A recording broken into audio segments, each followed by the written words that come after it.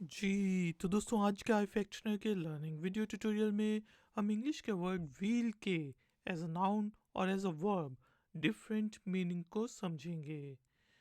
आपको व्हील का एक मीनिंग पहिया तो पता होगा, लेकिन इसके अलावा भी हम व्हील को डिफरेंट मीनिंग्स में यूज़ करते हैं और वही है आज हमारा सीखने का मकसद।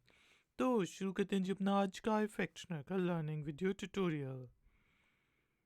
दोस्तों, व्हील का सबसे पहला मीनिंग होता है पहिए का।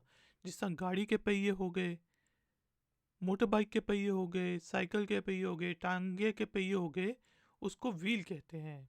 कोई भी ऐसी चीज़ जो कि एक्सेल के गिर्द घूमती हो, गोल किस्म की हो, गोल सी हो, तो उसे व्हील कहा जाता है।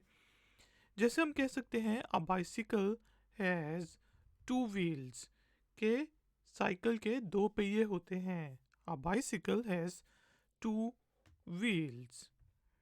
इसके अलावा दोस्तों, व्हील के वर्ब के तौर पे भी डिफरेंट मीनिंग होते हैं।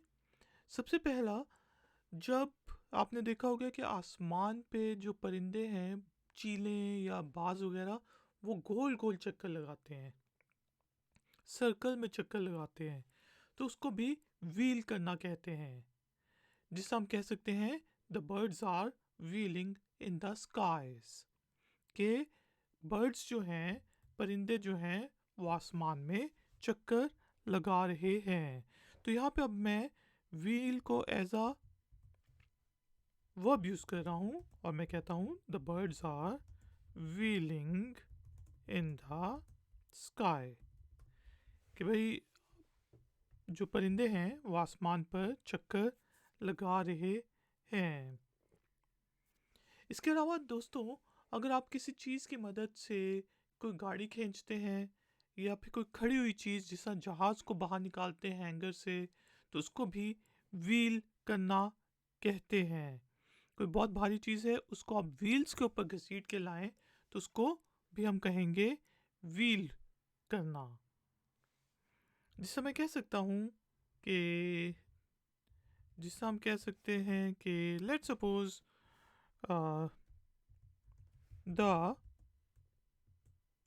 Truck was wheeled out of the hanger, कि कोई ट्रक था जो स्टार्ट ही नहीं हो रहा था, तो हमने उसको पहियों की मदद से बाहर निकाला, तो उस वक्त हम कहेंगे the truck was wheeled out of the hanger, के हैंगर के अंदर से, जहाँ पे वो खड़ा हुआ था गैरेज के अंदर से, उसको हमने खींच के, मतलब पहियों के ज़रिए बाहर निकाला।